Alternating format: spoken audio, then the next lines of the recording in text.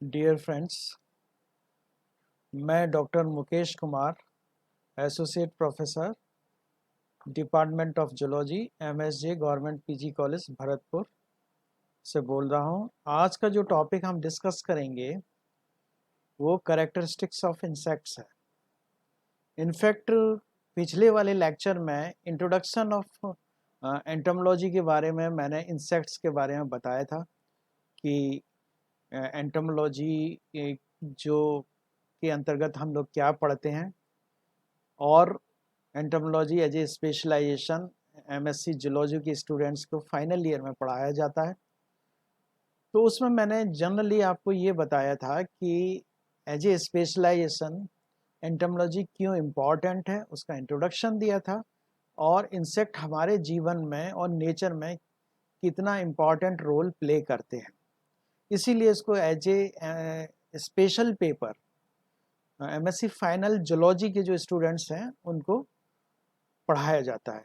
तो आज जो हम डिस्कस करेंगे ये जो लेक्चर है उसी लेक्चर का एक एक्सटेंशन है। वो इंट्रोडक्टरी लेक्चर था। आज हम ये डिस्कस करेंगे कि इंसेक्ट्स के जो कैरेक्टरिस्टिक्स होते हैं कि कोई भी इंसेक्ट को आप कैसे डिफाइन कर सकते हैं कि whether it falls in insecta और नॉट।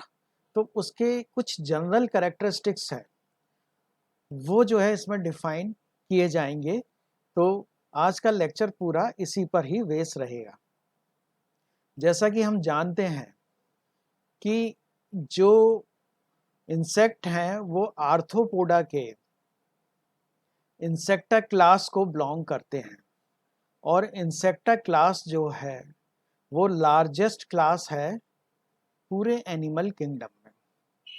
तो ये एक बहुत इंपॉर्टेंट क्लास है। इसके कुछ कैरेक्टरिस्टिक्स हैं वो जनरली वो आप सभी इंसेक्ट्स में यानी इंसेक्टा में जितने भी एनिमल्स इसमें आते हैं यानी जितने इंसेक्ट्स आते हैं वो आप देख सकते हैं। तो ये कैरेक्टरिस्टिक्स जब हम फील्ड में जाते हैं, जब इंसेक्ट आइडेंटिफिकेशन के लिए जाते हैं, इंसेक्ट कलेक्शन के लिए जाते हैं, तो एक जनरल कैरेक्टरिस्टिक्स हम देख सकते हैं। कुछ एक्सटर्नल कैरेक्टर हैं जो हम बाहर से देख सकते हैं, इंटरनल कैरेक्टर्स को तो हम नहीं देख सकते। तो उससे हम ये पता लगा सकते हैं कि जो हमने एनिमल कलेक्ट किया है वेदर इट इज़ इंसेक्ट और सम अदर एनिमल, तो इनको पढ़ना बहुत ज़रूरी होता है। तो जैसे पहला करेक्टर है कि इंसेक्ट जो है मेटामेरिकल सेगमेंटेड होते हैं। ये जो है सेगमेंट में बटे रहते हैं और इसकी जो बॉडी है वो सेगमेंट में बटी रहती है। दूसरा जो इम्पॉर्टेंट करेक्टर है वो है ये बाइलेटरल सिमेट्रिकल होते हैं। अगर इसको उस तरह से भी समझ सकते हैं कि पूरे इंसेक्ट को from anterior to posterior region में अगर बीच में से डिवाइड करें तो ये इक्वल पार्ट में डिवाइड हो जाते हैं। हाँ, तो इसको इसलिए बाइलेटरल सिमेट्री इनमें सभी इंसेक्ट्स में पाई जाती है। ठीक है। इसके बाद अगर आप ये देखेंगे कि ये बहुत ही इम्पॉर्टेंट करेक्टरिस्टिक है कि इंसेक्ट बॉडी जो होती है वो हेड, थॉरेक्स और एब्डोमेन में डिवाइड रहती है। Clear cut you can see. आप कोई भी इंसेक्ट उठा के देखेंगे, if you compare with other animal, तो दूसरे एनिमल्स में ये करेक्टर्स आपको मिले ना मिले, लेकिन इसमें ये जो है आपको क्लियर कट कोई भी ऑर्डर अगर इसका इंसेक्ट आका उठा के देखेंगे तो यू विल फाइंड दैट कि एक हेड होगा, एक थॉरेक्स होगा और एब्डोमेन होगा, यानी 3 रीजन में ये डिवाइड रहता है।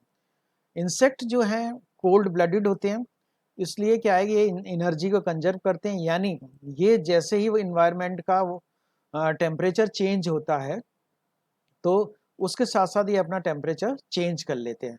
और इंसेक्ट का जो हेड होता है वो 6 फ्यूज्ड सेगमेंट का बना होता है, यानी 6 सेगमेंट से इंसेक्ट का हेड बना होता है। तो इंसेक्ट के हेड में आपको एंटीना मिलेगा। ये एक सेंसरी ऑर्गन है जो सेंस करता है, टच सेंसिटिव है और उसमें ये हेल्प करता है।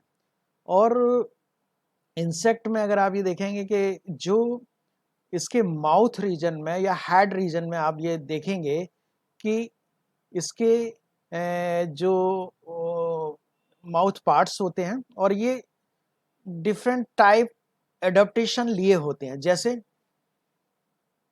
कि ये बाइटिंग एंड च्यूइंग टाइप भी हो सकते हैं, पियर्सिंग टाइप भी हो सकते हैं, छेदने वाले जिसे कहना चाहिए, सकिंग टाइप भी हो सकते हैं, साइफनिंग टाइप भी हो सकते हैं और भी कुछ टाइप्स हैं। तो इस तरह के ये डिपेंडिंग ऑन द इंसेक्ट का उसका किस तरह का हैबिटाट है और उसका किस तरह का लाइफ है उस पर डिपेंड करता है। तो ये भी एक इम्पॉर्टेंट करेक्टरिस्टिक है इंसेक्ट में। आप देखेंगे कि उसमें एक कंपाउंड आई भी मिलेगी आपको, और जैसा मैंने बताया कि एक पेयर ऑफ एंटीना तो आपको मिलते हैं जो सेंसरी ऑर्गन्स की तरह काम करते हैं और टच सेंसिटिव होते हैं।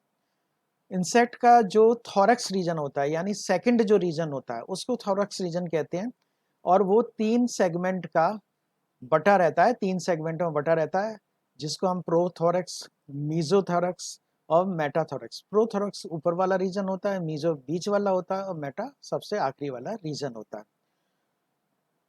इसके बाद हम ये देखेंगे कि कुछ इंसेक्ट के जो थोरेसिक रीजन होता है उसमें आप पाएंगे कि एक पेयर ऑफ विंग्स आपको उपस्थित मिल सकते हैं। नॉर्मली ज़्यादातर इंसेक्ट्स में ये उपस्थित होते हैं, लेकिन कुछ इंसेक्ट ऐसे भी होते हैं जिनमें ये विंग्स नहीं होते। ठीक है, इसको हम आगे डिस्कस करेंगे कि वो किस कैटेगरी में या किस ऑर्डर में आते हैं। और जो एब्डोमेन रीजन यानी जो इसका लास्ट जो रीजन है, जैसा हमने बताया कि इंसेक्ट 3 रीजन में बटा रहता है, हेड, थोरैक्स एंड एब्डोमेन। तो एब्डोमेन जो रीजन होता है उसमें 7 से लेके 11 सेगमेंट होते हैं।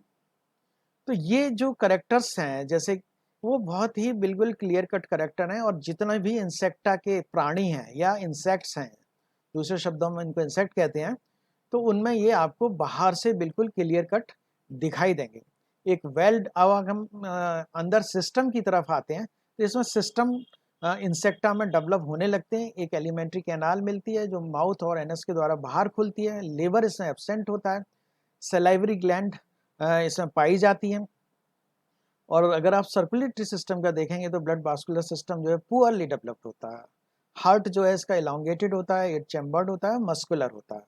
It is not very developed, लेकिन एक इसका डेवलपमेंट शुरू हो गया होता है यदि इसको अगर हम देखें।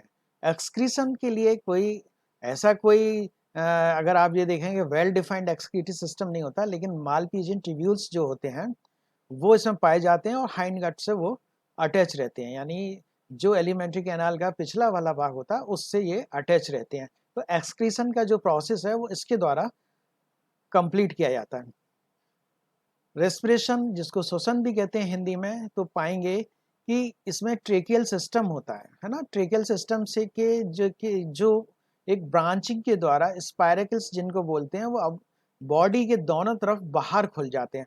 तो रेस्पिरेशन में एक्सचेंज ऑफ गैसेस जो है वो इस ट्रेकियल सिस्टम के द्वारा होता है, और ये जो है एक रेस्पिरेशन का प्रोसेस को कंप्लीट करता है। नर्वस सिस्टम अगर देखेंगे इंसेक्टा का तो आप पाएंगे कि ये एनेलिडन टाइप का ही होता है, और ये जो है बहुत ही शुरुआत होता है, बहुत एडवांस नहीं होता है।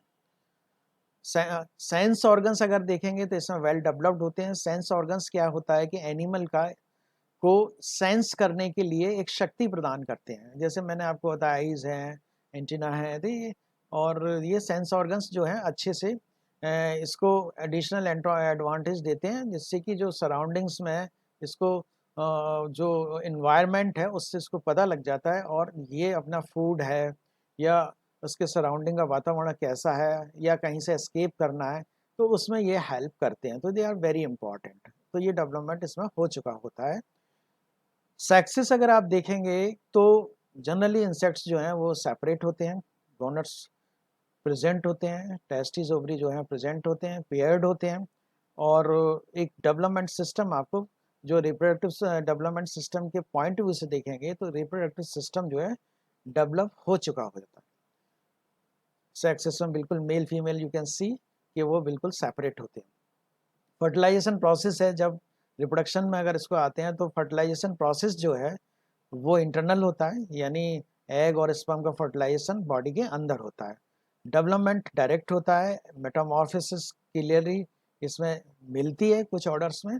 तो ये जो आज मैंने डिस्कस किया ये कुछ करेक्टरिस्टिक्स थे इंसेक्ट्स के। तो ये करेक्टरिस्टिक्स कुछ तो एक्सटर्नल थे, कुछ आपके इंटरनल थे जो मैंने आपको उसमें बताया। और एक्सटर्नल करेक्टरिस्टिक्स बच्चों को या स्टूडेंट्स आप लोगों को ये बहुत ज़रूरी है कि क्योंकि जब हम लोग एमएससी के स्टूडेंट्स को फील्ड स्टडी के लिए खासतौर से इस सीज़न में रेनी सीजन में बाहर ले जाते हैं तो डिफरेंट ऑर्डर्स हैं जो आगे के मैं लेक्चर्स में डिस्कस करूंगा, तो वहाँ पर ऑन द स्पॉट ये बताते हैं कि ये इंसेक्ट इस ऑर्डर का है।